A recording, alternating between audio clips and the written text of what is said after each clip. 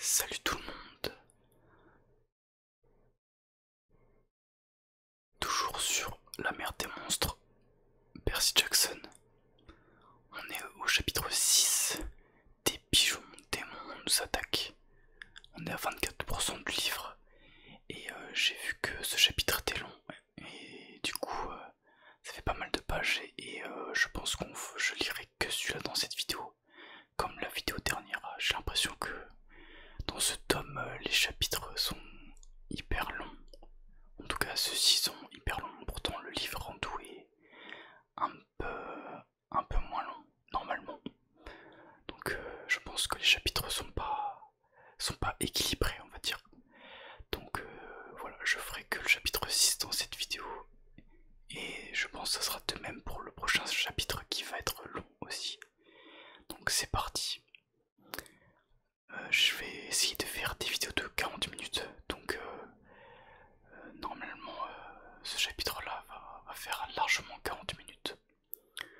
Donc allez c'est parti. Chapitre 6. Des pigeons démons nous attaquent. Les quelques jours suivants ont relevé de la torture, exactement comme le souhaitait Tantale. Ça a commencé par l'emménagement de Tyson dans le pavillon de Poséidon. Toutes les 15 secondes, il pouffait de rire et disait « Percy est mon frère », comme s'il avait décroché le gros lot. « Ah, Tyson, ce n'est pas si simple, lui répondais-je. Mais il ne servait à rien de tenter de lui expliquer les choses. Tyson était au paradis, et moi, j'avais beau aimer ce grand lascar, c'était plus fort que moi, j'étais gêné, j'avais honte. Voilà le mot lâché, voilà le mot est lâché.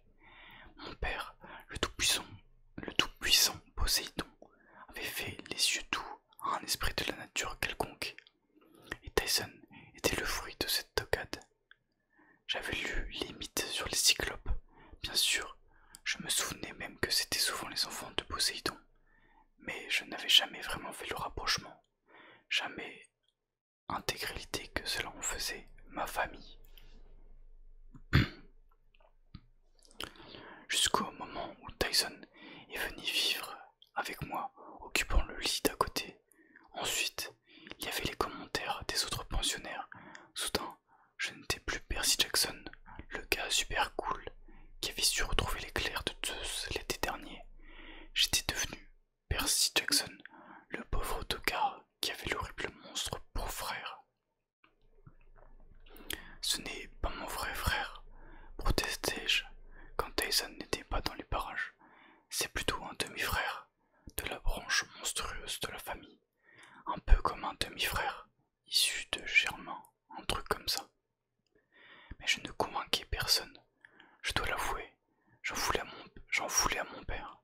À présent, il me semblait dérisoire d'être son fils. Annabeth essayait de me remonter le moral. Elle m'a proposé de faire équipe pour la course de chars, histoire de nous distraire un peu de nos problèmes. Entendons-nous, tous les deux, nous détestions Tantale et nous étions terriblement inquiets pour la colonie. Mais nous ne savions pas quoi faire. Alors, en attendant de trouver un plan génial pour sauver l'arbre de Thalia, pourquoi ne pas nous séparer? Pourquoi ne pas nous préparer pour la course? Après tout, c'était Athéna, la mère d'Annabeth, qui avait remonté le char, et mon père, qui avait créé les chevaux. À nous deux, nous serions les rois de la piste. Un matin, où nous étions installés au bord du lac pour travailler à des croquis de char, Annabeth et moi, des petits malins du bungalow d'Aphrodite, sont passés et m'ont demandé si j'avais besoin de leur emprunter de l'eyeliner pour mon œil. Ah, pardon, pour tes yeux. Tandis qu'ils s'éloignaient en ricanant, Annabeth a grommelé. Ignore-les, Percy, c'est pas ta faute. Si tu as un monstre pour frère. Ce n'est pas mon frère, ai-je rétorqué brutalement. Et ce n'est pas un monstre. Annabeth a levé les sourcils. Et ne m'engueule pas. Et techniquement parlant, si c'est un monstre, ben c'est toi qui l'as autorisé à pénétrer dans la colonie. Parce que c'était le seul moyen de te sauver la vie. Je veux dire, je suis désolé, Percy, mais je ne m'attendais pas à ce que Poséidon le revendique. Les cyclopes sont les créatures les plus fourbes, les plus traîtresses. Tyson n'est pas comme ça. Qu'est-ce que tu as contre les cyclopes, de toute façon? Les oreilles d'Annabeth sont empourprées.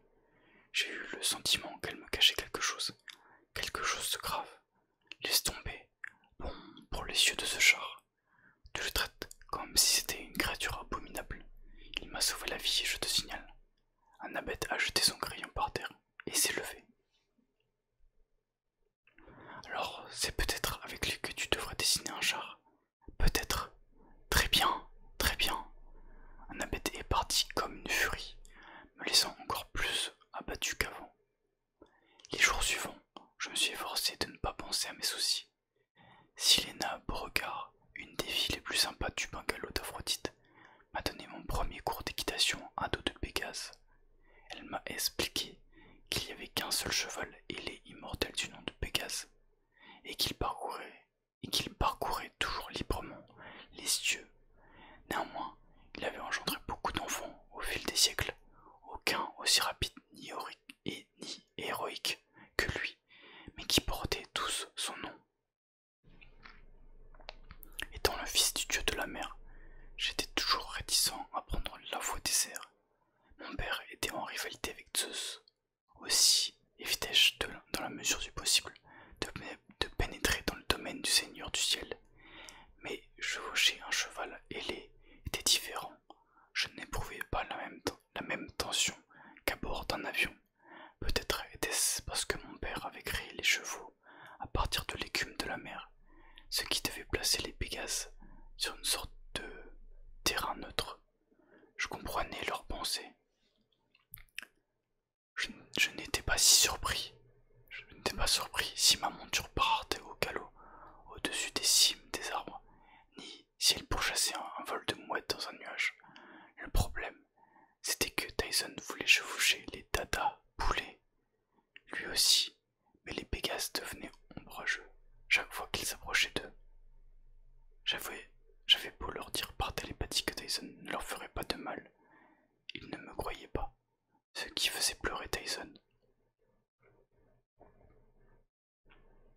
La seule personne qui n'avait aucun mal à s'entendre avec Tyson à la colonie, c'était Beckendorf, du bungalow d'Héphaïstos, le dieu des forgerons.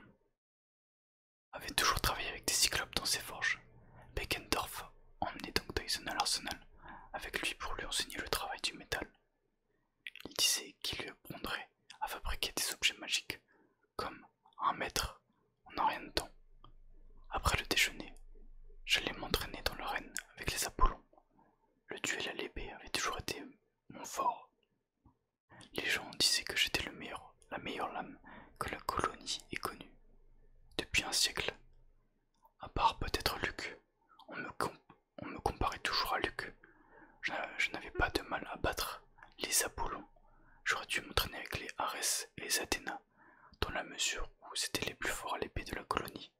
Mais je ne m'entendais pas avec Clarisse, ni ses frères et sœurs. Quant à Annabeth, depuis notre dispute, je préférais l'éviter. J'allais aussi au cours de tir à l'arc, même si j'étais très mauvais et si ce n'était plus pareil.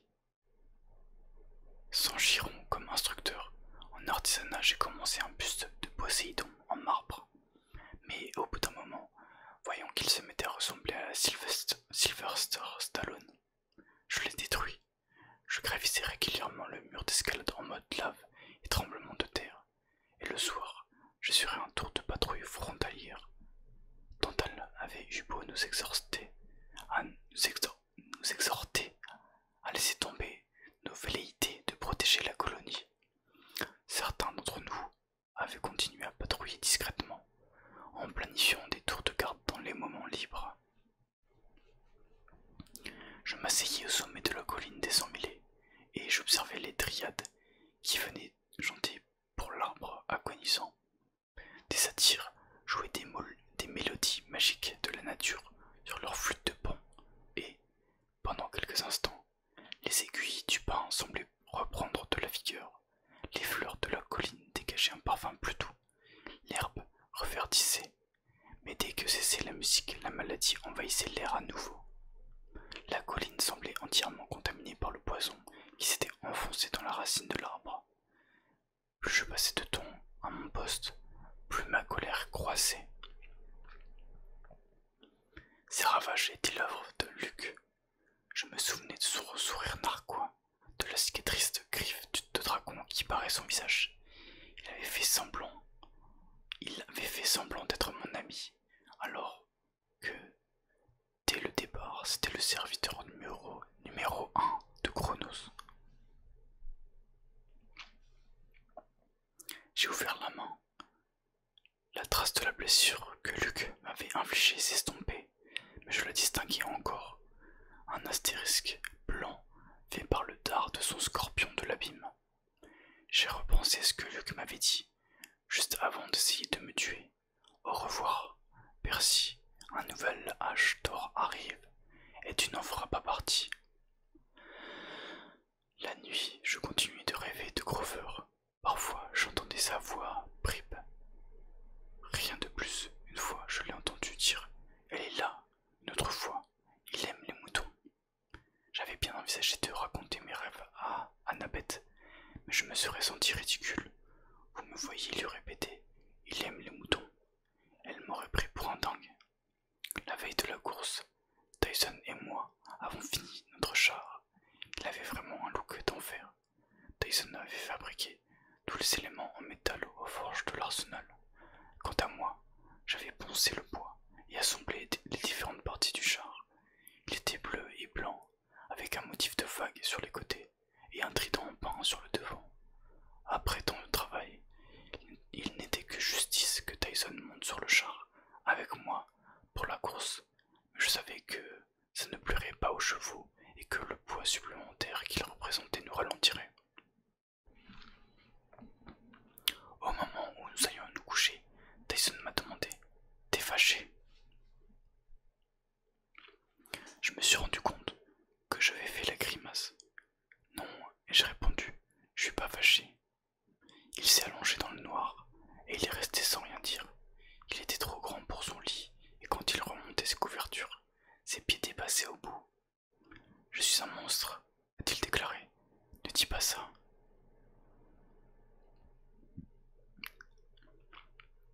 C'est pas grave, je serai un bon monstre, comme ça t'auras pas besoin de te fâcher.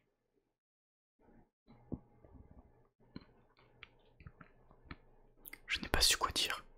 J'ai regardé fixement le plafond, envahi par la sensation que je mourrais lentement moi aussi, comme l'arbre de Thalia.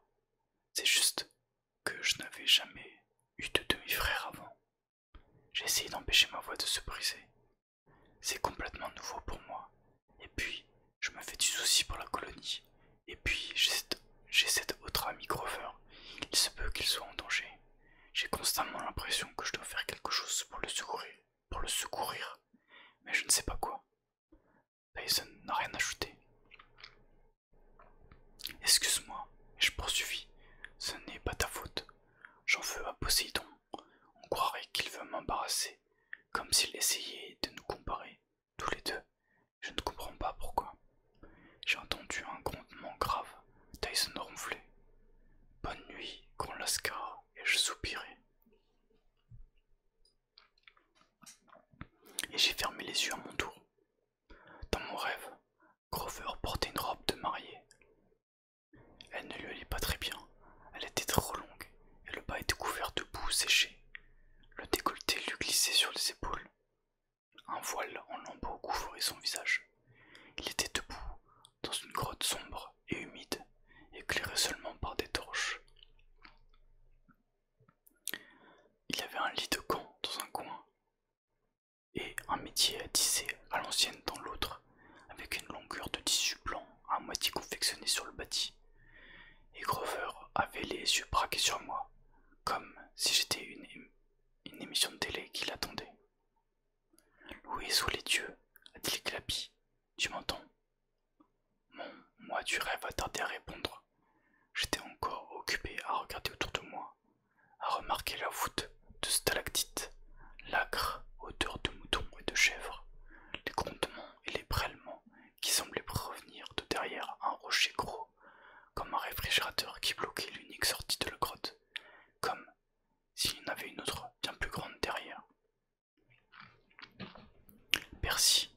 Ah, dit Grover, s'il te plaît, je n'ai pas la force de projeter mieux.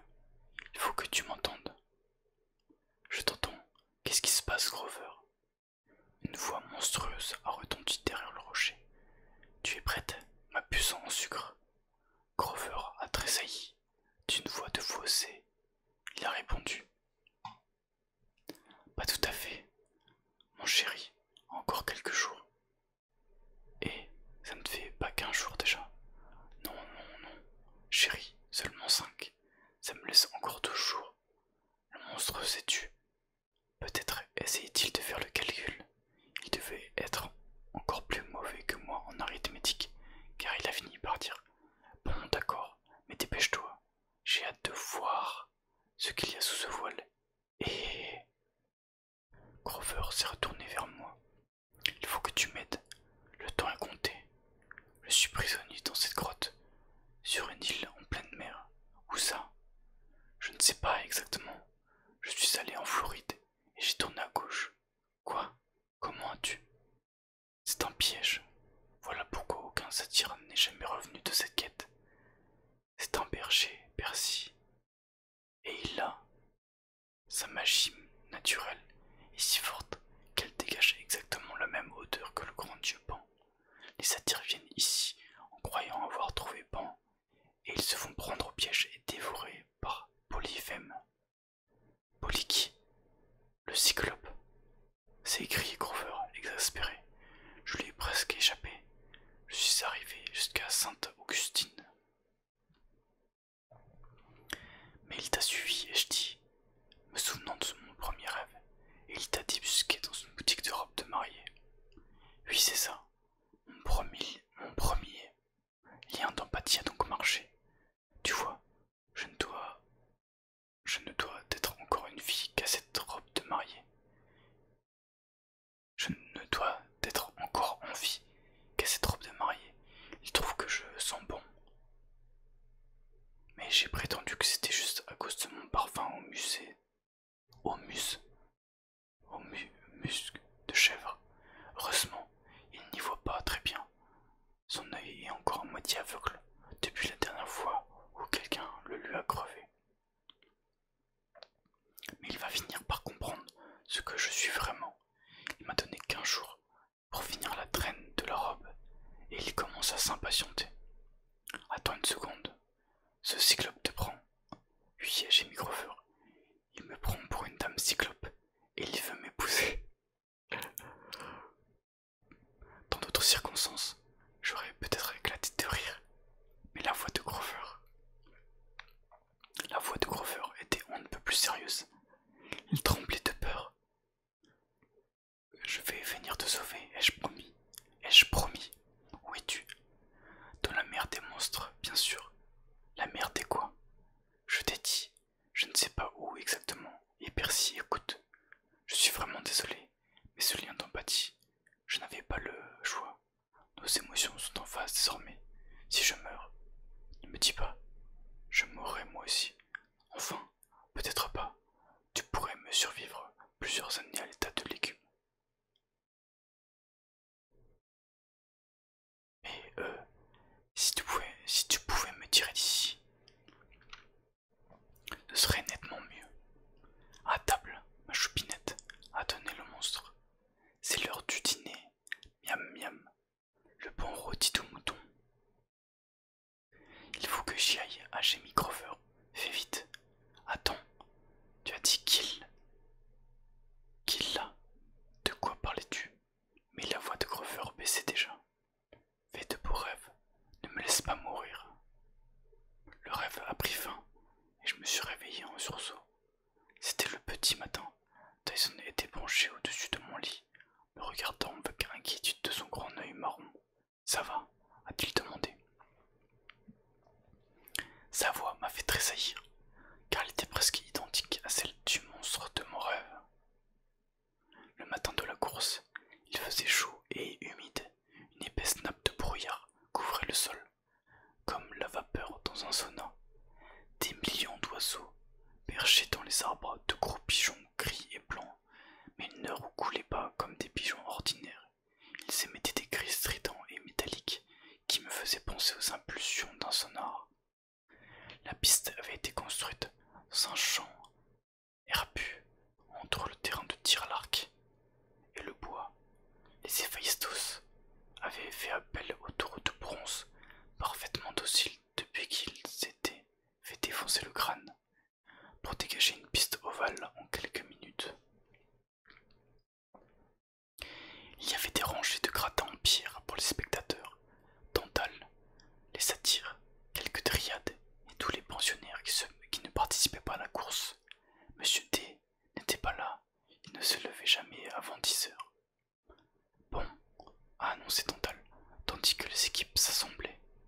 Une naïade lui avait apporté une grande assiette de gâteaux et tout. Et, tout en parlant, Tantale pourchassait de la main droite un éclair au chocolat qui se sauvait le long de la table du juge. Vous connaissez tous les règles. La piste fait 400 mètres, 2 tours de piste pour gagner, 2 chevaux par char. Chaque équipe se compose d'un auriche et d'un combattant. Les armes sont autorisées, les coups bas sont encouragés, mais essayez de ne tuer personne.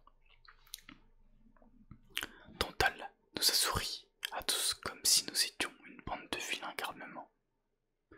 Toute mort sera sévèrement punie. Privé de marshmallow grillé pendant une semaine. Et maintenant, préparez vos chars. Beckendorf a escorté l'équipe des Héphaïstos sur la piste. Il avait un bel équipage tout en bronze et fer, y compris les chevaux qui étaient des automates magiques comme les taureaux de Colchide. J'étais sûr et certain que leur char était équipé de toutes sortes de pièges mécaniques. Il y avait plus d'options qu'une Maserati customisée. Le char des Arès, rouge sang, était tiré par de sinistres chevaux squelettes. Clarisse y est montée avec un assortiment de javelots, de boules à clous, de jostraps et d'autres méchants jouets. Le char d'Apollon était superbe, élégant, gracieux, entièrement doré et tiré par 2 magnifiques alezans blonds au grain blanc. Leur combattant était armé d'un arc, mais il avait promis de ne pas décocher de flèches pointues aux origes des chars concurrents. Le char d'Hermès était vert, il avait l'air un peu vieux, comme s'il avait passé pas mal de temps au garage. Il n'avait rien d'extraordinaire à première vue, mais il était mené par les frères Aladir et la simple pensée des coups bas qu'il était fichu de concocter me donnait la chair de poule. Ce qui laissait 2 chars, un conduit par Annabeth, l'autre par moi. Avant le début de la course, je suis allé trouver Annabeth et j'ai essayé de lui parler de mon rêve. Elle a dressé l'oreille quand j'ai évoqué Grover. Lorsque je lui ai répété notre conversation, elle a repris son air méfiant et distant. Tu essaies de me distraire, a-t-elle fini par dire. Quoi? Mais non, pas du tout. Oui, c'est ça, comme par hasard.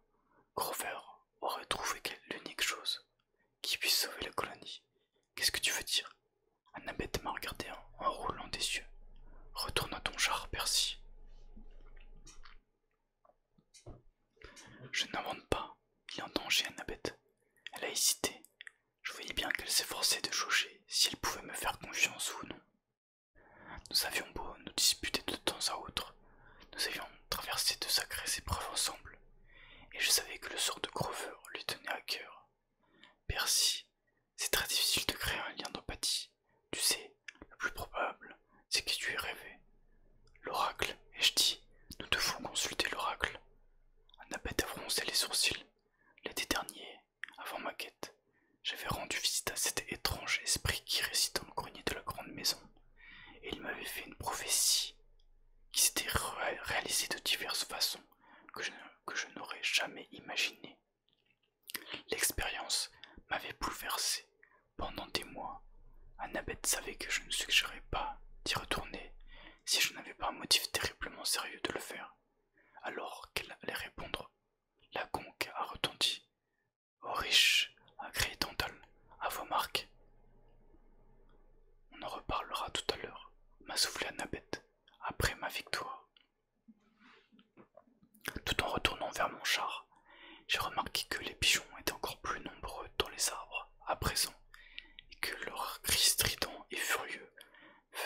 éblouissait la forêt tout entière.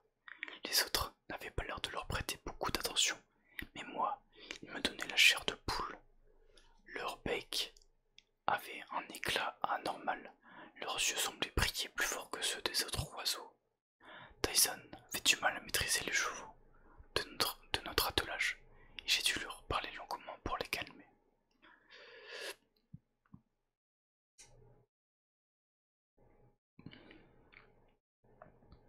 C'est un monstre, Seigneur, se sont-ils plaints. C'est un fils de Poséidon, leur ai-je dit, exactement comme eux. Eh ben, comme moi. Non, monstre, mangeur de chevaux, pas confiance. Je vous donnerai des sucres à la fin de la course. Des sucres, de très gros carrés de sucre et des pommes. Je vous ai parlé des pommes. Pour finir, ils m'ont laissé les harnacher. Au cas où vous n'auriez jamais vu de chars grecs, je dois vous dire qu'ils sont construits pour aller vite, pas pour être confortables, ni sûrs. En gros, c'est une caisse en bois ouverte à l'arrière, montée sur un essieu entre deux roues. Le conducteur, qu'on appelle l'oriche, est debout tout le temps et sans le moindre chaos. L'habitacle est fait dans un bois si léger que si vous négociez mal les virages, on tête d'épingle à chaque extrémité de la piste ovale, vous risquez de verser, de vous écraser, vous et votre char. C'est encore plus grisant que le skateboard. J'ai pris les rênes et conduit le char de la ligne de départ. J'ai donné une perche de 3 mètres de long à Tyson, en lui expliquant que son rôle était de repousser les autres chars s'ils s'approchaient trop et de parer tout ce qu'ils pourraient tenter de nous lancer. Pas frapper les dadas avec le bâton, a-t-il insisté. Non, ai-je confirmé. Ni les gens d'ailleurs, sauf si tu ne peux pas faire autrement. Nous allons faire une course propre. Contente-toi de repousser les distractions pour que je puisse concentrer tous mes efforts sur la conduite. On va gagner. Tyson rayonnait. On va se prendre la pâtée du siècle, pensai-je. Mais il fallait que je tente le maximum. Je voulais montrer aux autres. En fait, je ne savais pas vraiment quoi. Que Tyson n'était pas si mauvais, bougre que ça. Que je n'avais pas honte de me montrer en public avec lui. Que je n'avais pas été blessé, peut-être, par leurs mauvaises blagues et leurs surnoms. Tandis que les chars prenaient place sur la ligne de départ, davantage de pigeons aux yeux brillants se rassemblaient dans le bois. Ils poussaient des cris si forts que les pensionnaires assis dans les gradins commençaient à les remarquer et jetaient des coups d'œil inquiets vers les arbres qui tremblaient sous le poids des oiseaux. Tantal n'avait pas l'air alarmé. Pourtant, il a dû hausser la voix pour se faire entendre par-dessus leur tintamarre. Oriche, a-t-il crié. En place. Il a agité la main et le signal du départ est tombé. Les chars se sont élancés en rugissant. Les sabots ont martelé la terre. La foule a poussé des acclamations. Presque immédiatement, un horrible crack a retenti. J'ai tourné la tête juste à temps pour voir le char des Apollons se renverser. Le char des Hermès l'avait embouti, accidentellement, peut-être ou peut-être pas. L'Auriche et le combattant ont été projetés, et leurs chevaux paniqués ont traîné le char doré en travers de la piste. Travis et Connor, qui riaient de leur chance, ont vite perdu le sourire. Les chevaux des Apollons ont frappé les leurs de plein fouet, et le char des Hermès a versé à son tour, bilan global, un tas de débris de bois et 4 chevaux qui ruaient et se cabraient dans la poussière. De chariots hors course dans les 20 premiers mètres. Quel sport merveilleux! J'ai reporté mon attention devant moi.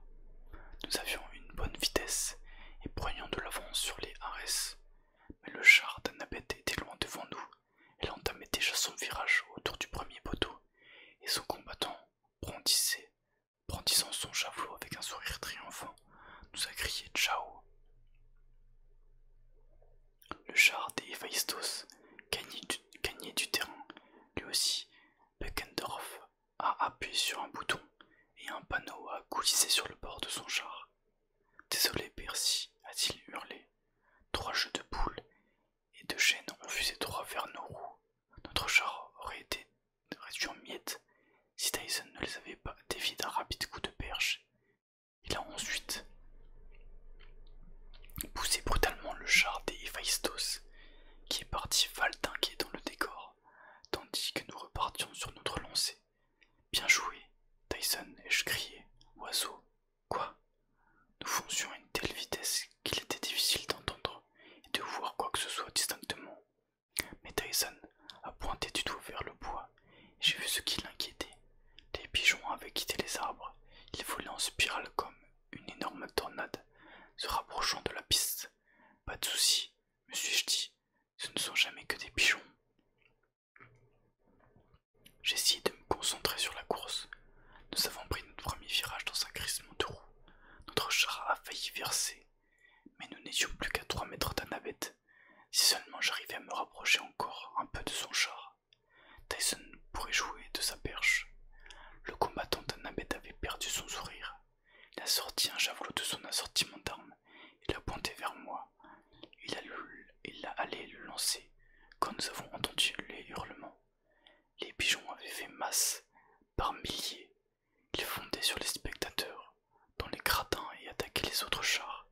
Beckendorf était assailli de tous côtés. Son combattant essayait de repousser les oiseaux, mais il n'y voyait rien. Le char est sorti de sa trajectoire et les chevaux mécaniques écumants l'entraînaient dans les champs de fraises. Sur le char des Arès, Clarisse a aboyé un ordre à son combattant qui a aussitôt jeté un filet de camouflage sur leur habitacle. Les oiseaux ont piqué, criblant de coups, de griffes, de becs, les mains du combattant qui s'efforçait de maintenir le filet en place, mais Clarisse, les dents serrées, gardait le cap. Ses chevaux squelettes étaient visiblement indifférents aux assauts. C'était enfin que les pigeons donnaient des coups de bec dans leur orbite vide, traversaient leur cage thoracique, attira-t-elle. Les étalons continuaient à galoper sans se laisser troubler. Les spectateurs avaient moins de chance. Les oiseaux visaient le moindre carré de peau exposé, semant la panique dans les gradins. À présent que les oiseaux étaient plus proches, il était évident que ce n'étaient pas des pigeons ordinaires. Ils avaient de petits yeux brillants de méchanceté. Leur bec était en bronze et, à en juger par les cris des pensionnaires, horriblement tranchants. Des oiseaux de Stanfal, a hurlé Annabeth, qui a ralenti pour amener son char à la hauteur du mien. Si nous ne les repoussons pas, ils vont réduire tout le monde à l'état de squelette. Tyson, ai-je dit, on fait demi-tour. On va dans la mauvaise direction. Comme toujours, ai-je bougonné, mais j'ai toujours le char vers le gratin. Mais j'ai tourné le char vers le gratin. Annabeth à mes côtés a crié « Héros, à vos armes !» Mais je crois que personne ne l'a entendu. Dans le concert strident des cris d'oiseaux et le chaos général. Tenant les rênes d'une main, je me suis débrouillé pour dégainer de turbulence de l'autre, au moment même où une bande d'oiseaux piquait vers mon visage, en faisant claquer leur bec métallique. Je les ai pourfendus d'un revers de lame, et ils ont explosé en une pluie de plumes et de poussière. Mais il en restait encore des millions.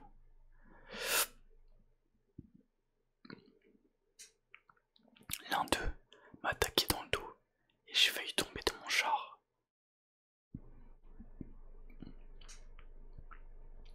Ça n'allait pas mieux pour Annabeth. Plus nous nous approchions des gradins, plus la nuée d'oiseaux était dense. Certains spectateurs essayaient de riposter. Les Athéna réclamaient des boucliers. Les archers du bungalow de Boulon ont sorti leurs arcs et leurs flèches pour décimer la menace ailée. Mais il y avait tellement de pensionnaires mêlés aux oiseaux qu'il était trop dangereux de tirer. Ils sont trop nombreux, ai-je crié,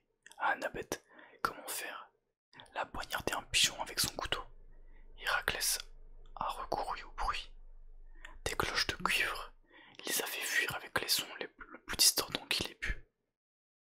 Discordant qu'il ait pu. Elle a écarquillé les yeux. Percy, la collègue de Chiron.